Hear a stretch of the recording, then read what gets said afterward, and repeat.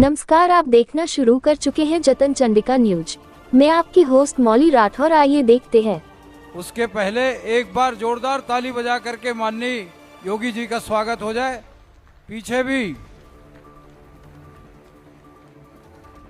आदरणीय संतोष पांडे जी से निवेदन है कि आप इस सभा को संबोधित करेंगे।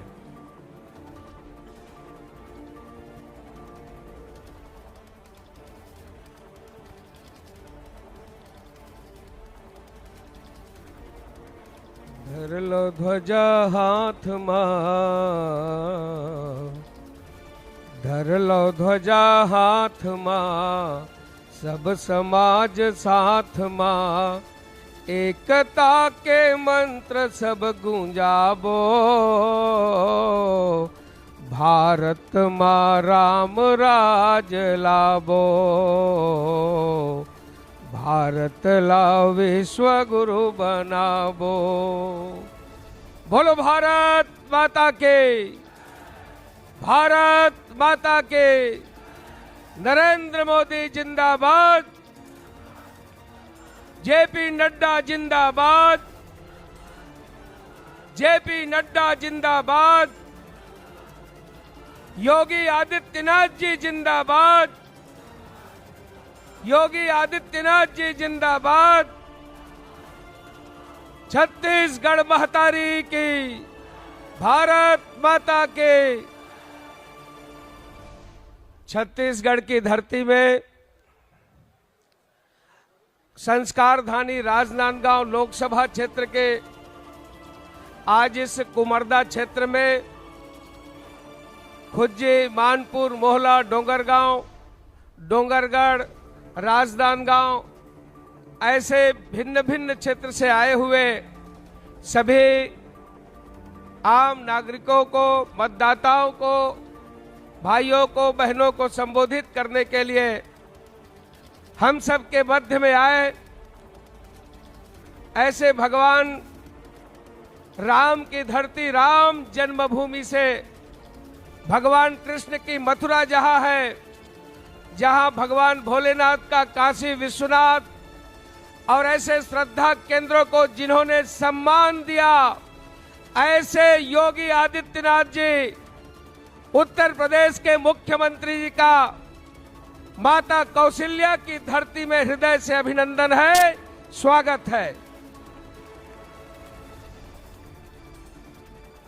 हमारे बीच में उपस्थित सम्माननीय गृह मंत्री श्री विजय शर्मा जी, सम्माननीय श्री राजेश मुणत जी, सम्माननीय मंत्री श्री लखन देवांगन जी, संयोजक श्री मधुसूदन यादव जी, हमारे प्रभारी आदरणीय श्री नारायण चंदेल जी, श्री खूबचंद पारक जी, पूर्व सांसद आदरणीय श्री अशोक शर्मा जी, पूर्व सांसद श्री अभिषेक सिंह जी, प्रदेश के महामंत्री भाई भरत जी, आदरणीय दिनेश जी, जिला के अध्यक्ष आदरणीय दिनेश पटेल जी और जिला पंचायत की अध्यक्ष गीता घासी साहू जी, मंच में उपस्थित समस्त पदाधिकारीगण और मेरे सामने बैठे जितनी संख्या में यहाँ बैठे हैं उतनी ही भीड़ बाहर है और लोग आ रहे हैं।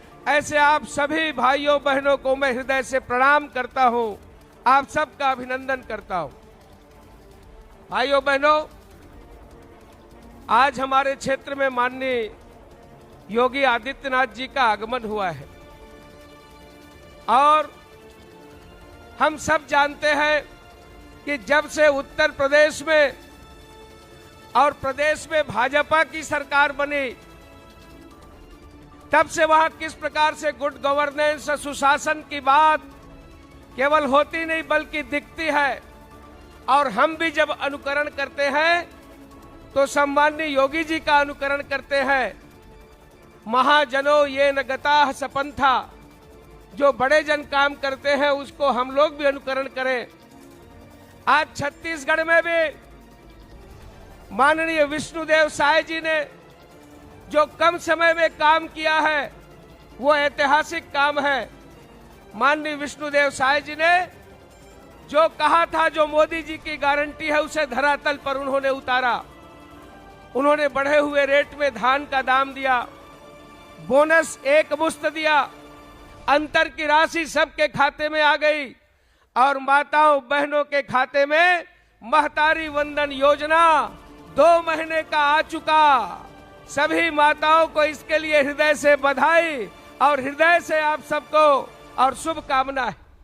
माताओं बहनों, इसके अलावा छत्तीसगढ़ में जो 18 लाख जो मकान जो प्रधानमंत्री आवास रुके हुए थे, वो आवास में भी पहला सिग्नेचर हमारे माननीय विष्णुदेव साय जी ने किया। उन्होंने कहा था कि मैं अपने आवास में तभी जाऊंगा जब मैं गरीबों के आवास के लिए हस्ताक्षर करूंगा, और वो काम मोदी की गारंटी को उन्होंने धरातल पर उतारा। भाइयों बहनों, जब से यहां महतारी वंदन योजना, महतारी मनला जब 2-2 मिल गए, कांग्रेसिया मन के भूपेश बघेल के पेट पीड़ा चालू हो गए। पेट पीड़ा कैसे चालू हो गए?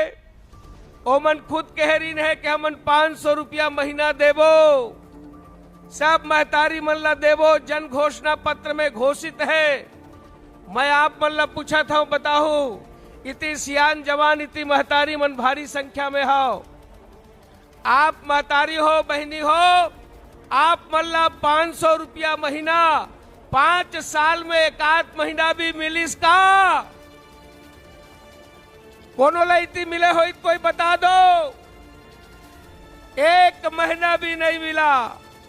आज ये अब कह रहे हैं, अफवाह उड़ा रहे हैं कि अब हम 1 लाख रुपया देंगे। अरे भैया, तर्क की बात है। छत्तीसगढ़ में विष्णुदेव साय जी है और अभी से अमेरिका, फ्रांस, रूस का निमंत्रण माननीय मोदी जी को मिल चुका है। केवल भारत नहीं बल्कि दुनिया जानती है कि भारत में प्रधानमंत्री नरेंद्र मोदी जी ही बनने वाले हैं। और जब ऐसी स्थिति में 1 लाख की घोषणा, ये केवल फालतू भ्रमित करने वाली बात है। 273 सीट चाहिए देश में सरकार बनाने के लिए। आज ये 200 सीट में लड़ रहे हैं। किस मुंह से बात करते हैं? एक नहीं अनेक बातें हैं। आज ये सरकार, जो पूर्व में सरकार रही भूपेश बघेल की सरकार, ये शराब, सट्टा और सौम्या, ये 3 में छत्तीसगढ़ को बदनाम कर दिया। अरे खुद तो बदनाम हुआ सो हुआ, छत्तीसगढ़ को बदनाम कर दिया। क्या आप लोग चाहते हैं कि ये सट्टा वाला व्यक्ति भूपेश बघेल राजनांदगांव से चुनाव जीते? क्या आप चाहते हैं कि जो महादेव का भगवान शंकर को बदनाम किया, शंकर जी के नाम से सट्टा चलवाया, क्या ये चुनाव जीते? भाइयों बहनों, हम सब जानते हैं कि किस प्रकार से छत्तीसगढ़ में इन्होंने सट्टा के नाम से डकैती डाला युवाओं के जेब में, किसानों के जेब में। मैं विस्तार नहीं कहते हुए, हम जिन्हें सुनने आए हैं, मैं केवल इतना ही कहना चाहूंगा। हमारे ये आदिवासी भाई बहुत उपस्थित है। एक अरविंद मंडावी था, वो जिला चिकित्सा अधिकारी राजनांदगांव में था। आप जानते हैं कि यहां का एक पूर्व जिला कांग्रेस कमेटी का अध्यक्ष, जो बाद में बैंक का अध्यक्ष बना, नवाज खान, वो किस प्रकार से टेलीफोन में उस जिला के 1 क्लास अफसर अधिकारी को जिला कांग्रेस कमेटी का अध्यक्ष नवाज खान किस प्रकार से अभद्र, गंदी गंदी भाषा का प्रयोग करते हुए, जिसको हम सुन नहीं सकते, जिसे हम बोल नहीं सकते, उस अधिकारी से गाली देता है, गाली गलौज करता है। आप सबके पास उसका क्लिपिंग है। जब वो एफआईआर के लिए जाता है तो यही कांग्रेस का प्रत्याशी जो लड़ रहा है भूपेश बघेल, ये छत्तीसगढ़ राजधानी से फोन करता है कि कोई एफआईआर नहीं लिखी जानी चाहिए। पूरा समाज विरोध करता है, आदिवासी समाज। अंततः ये होता है, लिखी तो नहीं गई, बल्कि उनका ट्रांसफर राजनांदगांव से बीजापुर कर दिया जाता है। एक आदिवासी अधिकारी का आज यहां जिस प्रकार से, चाहे आदिवासियों के विरोध में यहां की ही पूर्व विधायक ने किस प्रकार से इनके विरोध में झंडा उठाया था, आप जानते हैं। मैं केवल इतना ही कहना चाहूंगा कि प्रदेश में सुशासन आया है। आज हम सब की आवश्यकता है। देश में तो प्रधानमंत्री जी तो मोदी जी ही बनेंगे, राजनांदगांव में भी सब प्रकार से सकारात्मक लहर चल रही है, किंतु ये आंधी का रूप ले, और इसीलिए हम सबके बीच में सम्माननीय योगी जी आए हैं। मैं आप सबसे विनम्र निवेदन करते हुए कि मैं आपका छोटा भाई, आपका बेटा, मैं आपका साथी, जिसे मोदी जी ने दूसरी बार टिकट दी है, आपके ऊपर विश्वास करके मैं आप सबको प्रणाम करता हूं। मैं आप सबसे निवेदन करता हूं कि आपका एक वोट, सम्माननीय मोदी जी प्रधानमंत्री बनेंगे, और आपका ये साथी यहां से सांसद सदस्य बनकर के और सदस्य बनकर के दिल्ली जाएगा। आप सबके सहयोग और आशीर्वाद से ही संभव है। मैं पुनः प्रणाम करते हुए, अपील करते हुए अपनी बात समाप्त करता हूं। आपने मुझे अवसर दिया, इस सब के लिए बहुत बहुत धन्यवाद। जय भारत, जय श्री राम। आदरणीय संतोष पांडे जी के पश्चात मैं हमारे प्रदेश के उप मुख्यमंत्री आदरणीय विजय शर्मा जी को यहां आमंत्रित करता हूं कि वो अपनी बात यहां पर रखेंगे।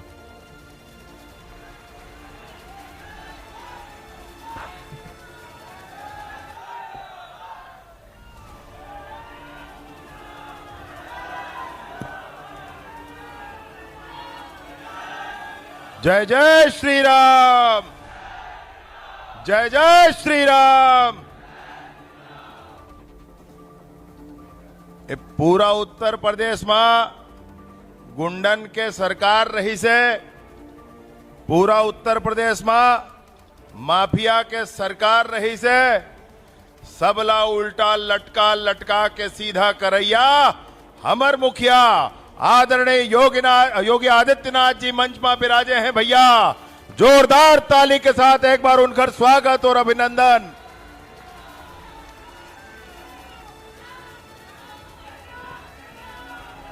जिन मानिस तेला समझाई से, जिन समझिस तेला समझाई से, नहीं समझिस तब बुलडोजर भेजवाई से।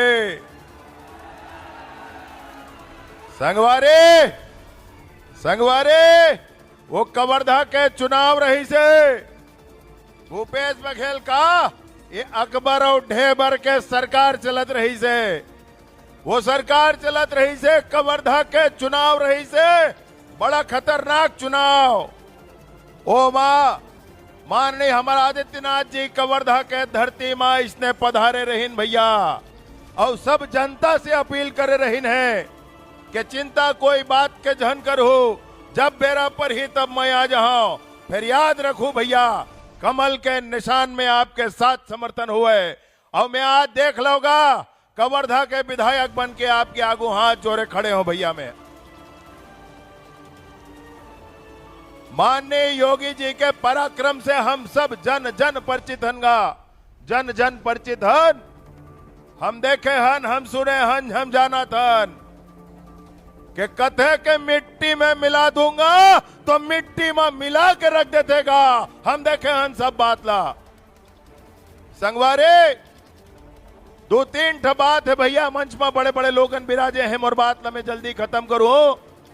मैं आप ला कथूंगा, हमारे देश में सरकार बनाए बर 272 सांसद के जरूरत होते, और ये कांग्रेस वाले मन तो मैं कथो शायद उतका सीट में लड़त भी नहीं है। अब जन उतका सीट में लड़त नहीं है, देखर सरकार कैसे बनी भैया। अब देखर सरकार नहीं बनी, देखर घोषणा पत्र के का मतलब है भैया, कोनो अतका बता दे। मैं निवेदन पूर्वक आप लोग कहना चाहता हूँ भैया, विष्णुदेव जी के सरकार गजब के काम करे है। 3 महीना में सीधा सरल सरकार विष्णुदेव जी के सरकार, हमार छत्तीसगढ़ के सरकार पहला आदिवासी मुख्यमंत्री छत्तीसगढ़ में बने हैं भैया। पहला आदिवासी मुख्यमंत्री छत्तीसगढ़ में बने हैं और वैसे पहला आदिवासी महिला देश के राष्ट्रपति बने हैं। मैं आपला निवेदन पूर्वक के बात नहीं कर सकती कहत हूं कि आए के ठीक बाद आदिवासी मुख्यमंत्री हमार माननीय विष्णुदेव साय जी, हम सब के मुखिया, हम सब के नेता 3 महीना मात का काम करे है, जत का काम पूरा देश के कोनो राज्य के और 3 महीना में करिया सरकार नहीं है भैया। मैं आपला निवेदन पूर्वक कहना चाहता हूं भैया, केंद्र के हमार सरकार माननीय नरेंद्र मोदी जी के सरकार गजब काम करे हैं। हम सब जाना थन अमेरिका जावत रही है तो अमेरिका के दोनों सदन खड़े हो करके उनकर भाषण में ताली बजावे हम देखे हन। यूक्रेन और रूस के युद्ध हो रही से भारत के छात्र मन फंसे रही हैं, तब फोन करके उल्ला वापस भारत बुलाने वाला माननीय नरेंद्र मोदी जी आवे और बहुत सारा बात है। हमार मुखिया आए हैं उत्तर प्रदेश से, हमला बताही। मैं आप लोग सिर्फ एक बात कहता हूं, नरेंद्र मोदी जी अपन भाषण में कहे है कि 2 कार्यकाल में बड़े बड़े काम करे गए हैं, लेकिन वो सब झांकी है, झांकी। पूरा फिल्म देखना बाकी है संगवारी, पूरा फिल्म देखना बाकी है।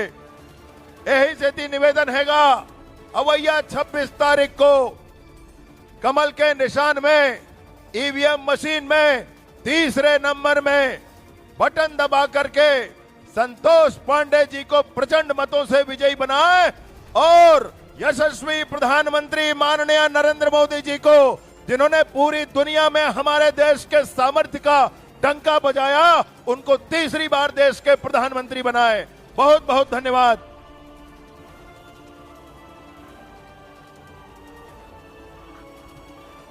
जय श्री राम, जय श्री राम। अब मैं आमंत्रित कर रहा हूं बुलडोजर बाबा आदरणीय योगी आदित्यनाथ जी को। एक बार सब अपनी जगह से खड़े होकर के ताली बजा करके स्वागत करेंगे।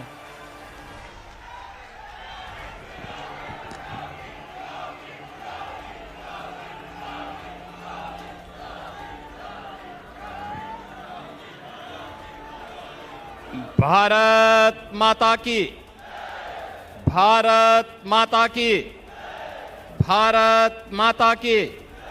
छत्तीसगढ़ महतारी की, छत्तीसगढ़ महतारी की। मां बिम्बलेश्वरी की, मां बिम्बलेश्वरी की जय जोहार। मंच पर उपस्थित भारतीय जनता पार्टी के वरिष्ठ नेता और छत्तीसगढ़ शासन के डिप्टी सीएम श्री विजय शर्मा जी, मंत्री छत्तीसगढ़ शासन श्री लखन देवांगन जी, राजेश मुड़त जी, पूर्व सांसद श्री अभिषेक सिंह जी, प्रदीप गांधी जी, श्री अशोक शर्मा जी, लोकसभा के प्रभारी श्री नारायण चंदेल जी, लोकसभा के संयोजक श्री मधुसूदन यादव जी, भारतीय जनता पार्टी के जिला पंचायत की अध्यक्ष श्रीमती गीता साहू जी और लोकप्रिय प्रत्याशी श्री संतोष पांडे जी और उपस्थित भारतीय जनता पार्टी के सभी पदाधिकारीगण, उपस्थित बहनों और भाइयों, आज मुझे छत्तीसगढ़ की इस प्रतिष्ठित राजनांदगांव से छत्तीसगढ़ की जनता का आह्वान करने का अवसर प्राप्त हो रहा है। बहनों और भाइयों, आज जब प्रातः में लखनऊ से रायपुर के लिए प्रस्थान कर रहा था तो कुछ पत्रकारों ने मुझसे पूछा कि आज आप छत्तीसगढ़ जा रहे हैं, क्या कहना चाहते हैं? मैंने कहा भी छत्तीसगढ़िया और सबसे बढ़िया।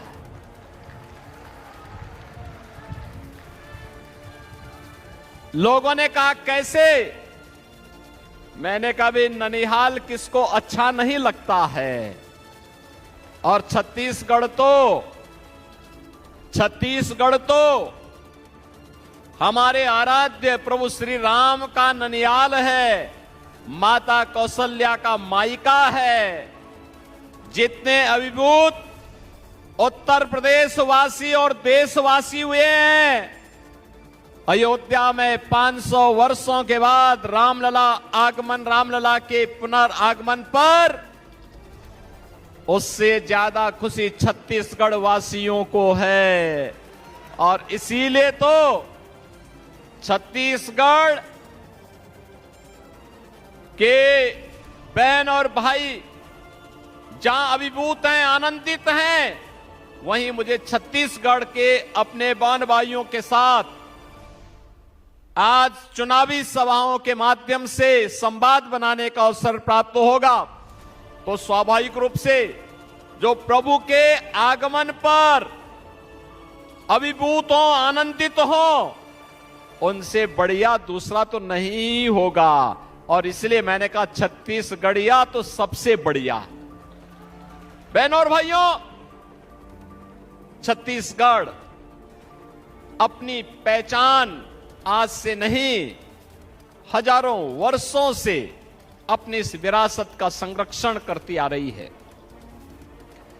सरकारों ने उपेक्षा की होगी, लोगों ने तमाम प्रकार के गलत तरीके से यहां की छवि को प्रस्तुत करने का प्रयास किया होगा, लेकिन भारतीय जनता पार्टी की सरकारें छत्तीसगढ़ के अंदर या केंद्र में श्रद्धेय अटल जी की सरकार रही हो या फिर पिछले 10 वर्ष में प्रधानमंत्री मोदी जी के नेतृत्व की सरकार, जिस मजबूती के साथ छत्तीसगढ़ को उसकी पहचान दिलाने के लिए प्रतिबद्ध दिखाई देती है, वह अभिभूत करने वाली है। और इसलिए बहनों और भाइयों, आज हम सब आपके पास आए हैं आपसे कहने के लिए, आपने देखा होगा जो काम अयोध्या में हुआ है, प्रभु रामलला 500 वर्षों का इंतजार समाप्त करके फिर से अयोध्या में उनका आगमन हुआ है। क्या ये काम कांग्रेस के लोग कर पाते क्या? क्या ये काम कांग्रेस के लोग कर पाते क्या? देखो, जब भगवान राम को 14 वर्ष का वनवास हुआ था तो उन्होंने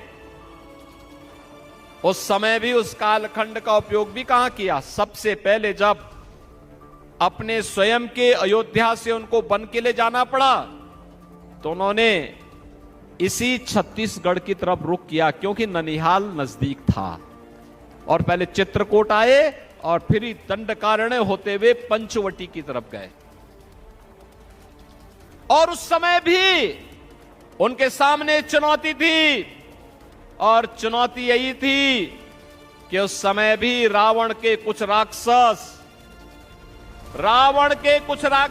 उस समय इस पूरे क्षेत्र को, यहां के ऋषि मुनि और ज्ञान और आराधना में रत, उस समय की साधना में रत ऋषि मुनियों को परेशान करते थे, वहां के सभ्य समाज को प्रताड़ित करते थे। उनकी सुरक्षा का दायित्व उस कालखंड में हजारों वर्ष पहले प्रभु राम ने अपने कंधे में ली थी कि नहीं, निस्सरहीन करो मही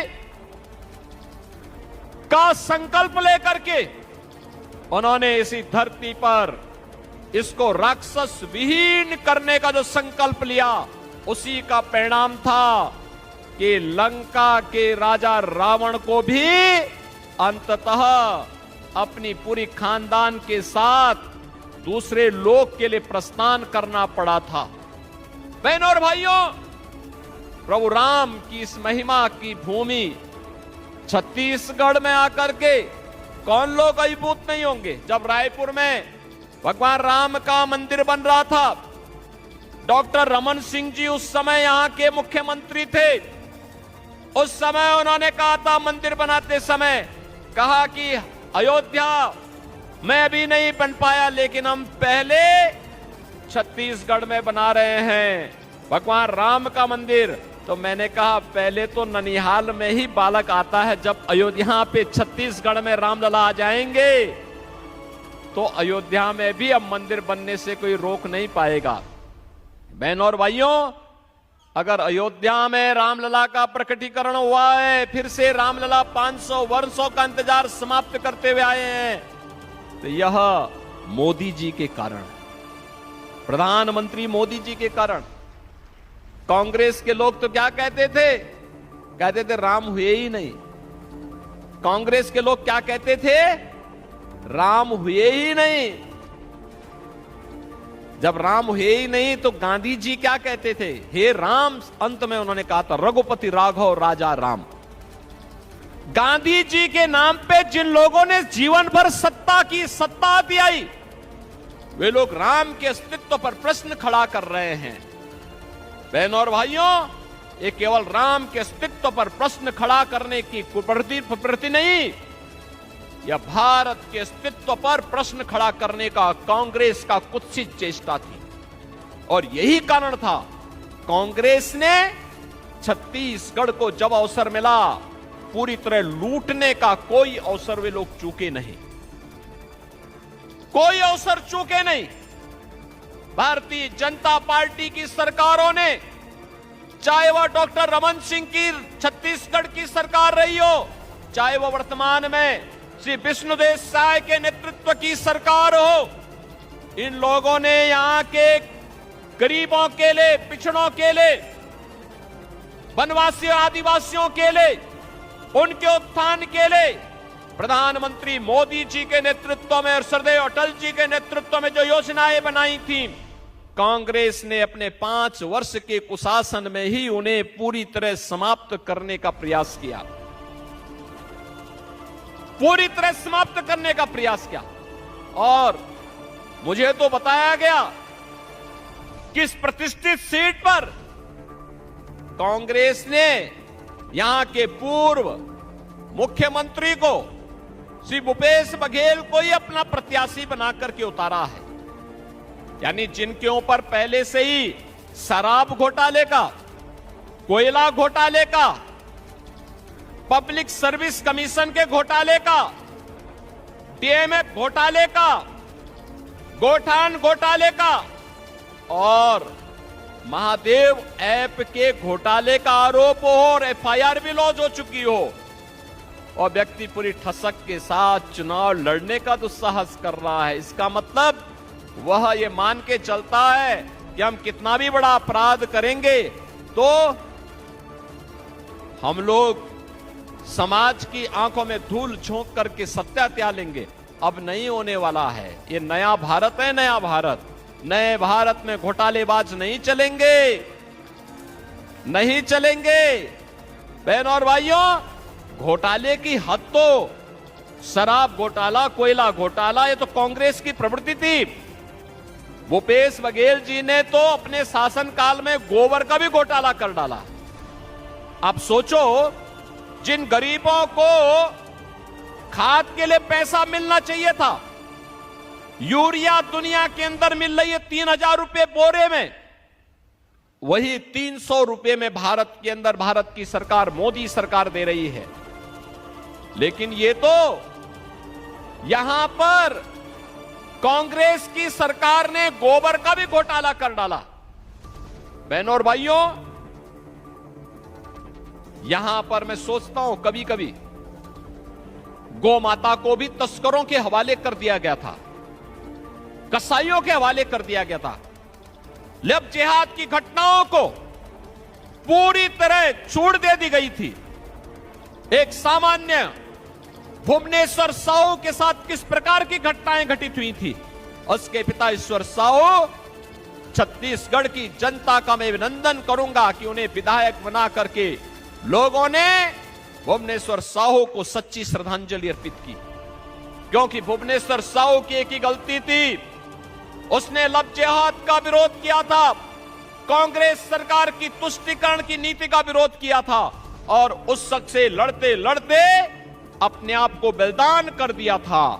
बहनों और भाइयों, यहां की जनता जनार्दन ने स्वर्गीय भुवनेश्वर साहू को श्रद्धांजलि अर्पित करते हुए उनके पिता ईश्वर साहू को विधायक बना करके उनकी स्मृतियों को जीवंत बनाने का काम किया है। बहनों और भाइयों, एक कांग्रेस घोटाले का नाम है, एक कांग्रेस आतंकवाद का नाम है, एक कांग्रेस नक्सलवाद का नाम है। जिस उम्र में युवाओं के हाथ में टैबलेट होना चाहिए, अच्छी पुस्तक होनी चाहिए, दुनिया को आगे बढ़ाने का जज्बा होना चाहिए, एक कांग्रेस ने उस उम्र के इन बच्चों के हाथों में तमंचे पकड़ा दिए और तमंचे पकड़ा करके भारत के खिलाफ ही उन्हें लड़ने के लिए नक्सलवाद के नाम पर, आतंकवाद के नाम पर, उग्रवाद के नाम पर उकसाने का कार्य किया।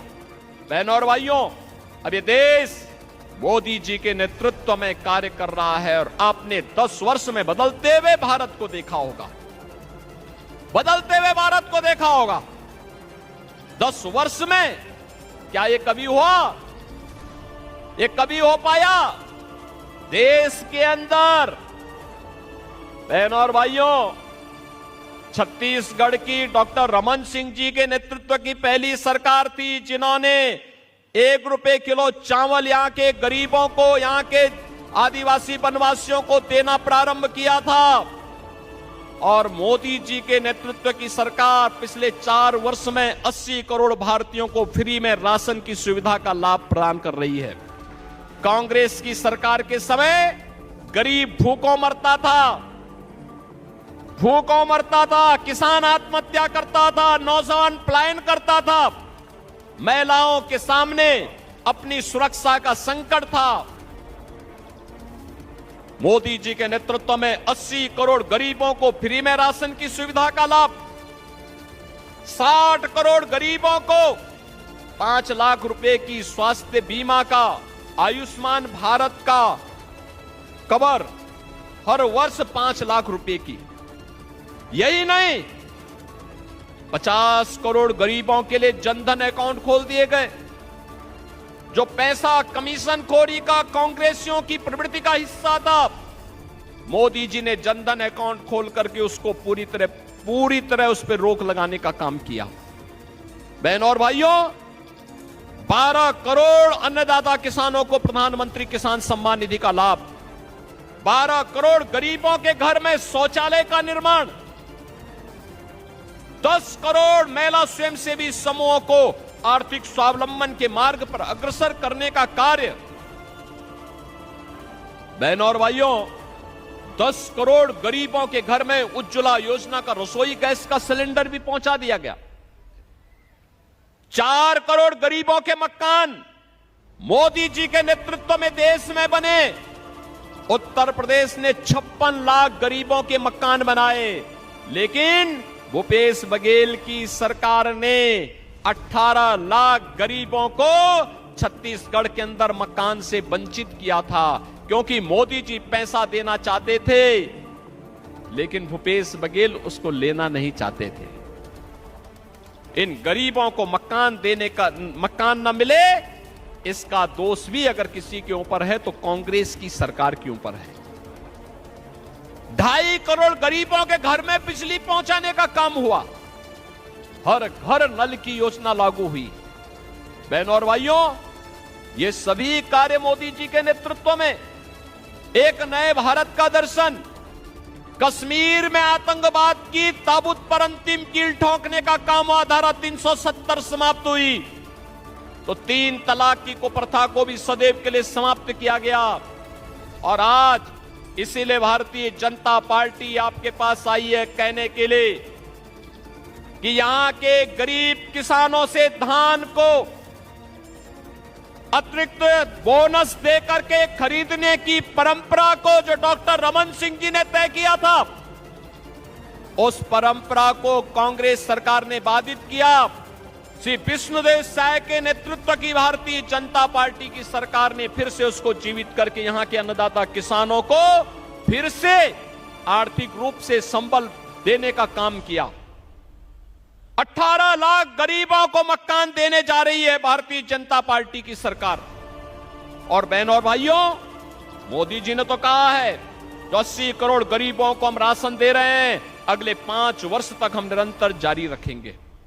मोदी जी ने यह भी कहा है 3 करोड़ गरीबों को अन्य मकान देंगे। मोदी जी ने यह भी कहा है कि जितनी भी गरीबों के लिए योजनाएं हैं, इसमें और तेजी के साथ हम आगे बढ़ने का काम करेंगे। लेकिन बहनों और भाइयों, आज मोदी जी ने कहा है इस देश को दुनिया की एक बड़ी ताकत बनाना है। विकसित भारत, आत्मनिर्भर भारत, ग्लोबल लीडर भारत, एक ऐसा भारत जहां हर नागरिक के चेहरे पर चमक हो, हर नागरिक अपने आप को सुरक्षित महसूस करे। बेटी हो या व्यापारी, इन सबको सुरक्षा की पूरी गारंटी हो। और यह कार्य केवल और केवल भारतीय जनता पार्टी दे सकती है। बहनों और भाइयों, आपकी आस्था का सम्मान भी केवल और केवल भारतीय जनता पार्टी कर सकती है। मैं पूछना चाहता हूं, क्या कांग्रेस के लोग फ्री में राशन दे पाते? क्या कांग्रेस के लोग अयोध्या में राम मंदिर का निर्माण कर पाते? क्या कांग्रेस के लोग नक्सलवाद की समस्या का समाधान कर पाते? क्या कांग्रेस के लोगों के द्वारा बेटी और व्यापारी को सुरक्षा प्रदान करने का प्रयास हो सकता है? क्या कभी नहीं हो सकता है।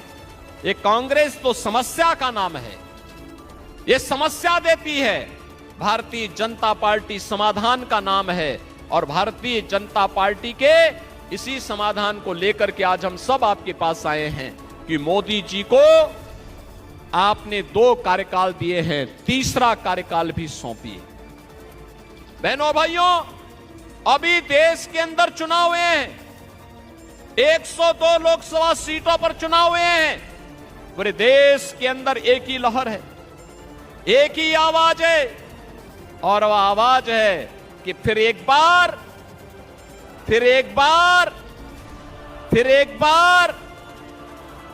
मोदी सरकार। तो फिर एक बार मोदी सरकार की जो गूंज है, उस गूंज को छत्तीसगढ़ में भी हमें गूंजायमान करना है। सहमत हैं? सहमत हैं? सभी सहमत हैं? पीछे तक मुझे बताओ, थोड़ा हाथ खड़ा करके, सभी लोग सहमत हैं? सभी लोग सहमत हैं?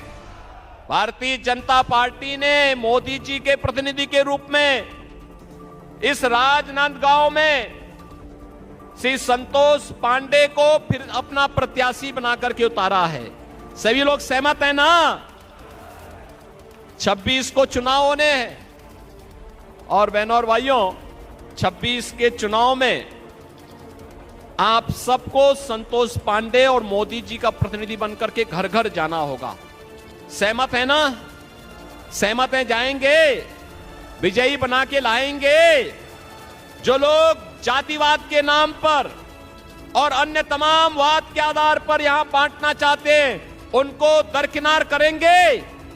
सभी लोग सहमत हैं? सभी लोग सहमत हैं? कमल चुनाव चिन्ह पर विजयी बना के भेजेंगे।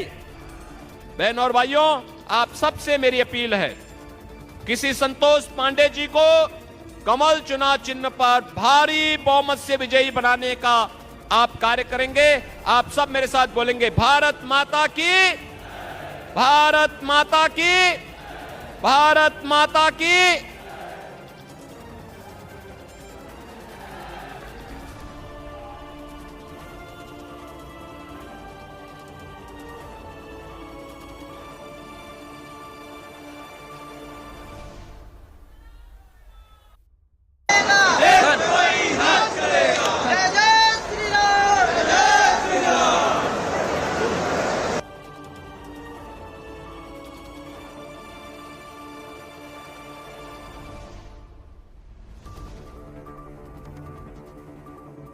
जतन चंडिका की लगातार सही और सटीक खबरें देखने के लिए जतन चंडिका न्यूज़ को सब्सक्राइब, लाइक, कमेंट एवं शेयर करना ना भूलें और बेल आइकॉन बटन दबाना ना भूलें। लगातार जतन चंडिका आपके लिए।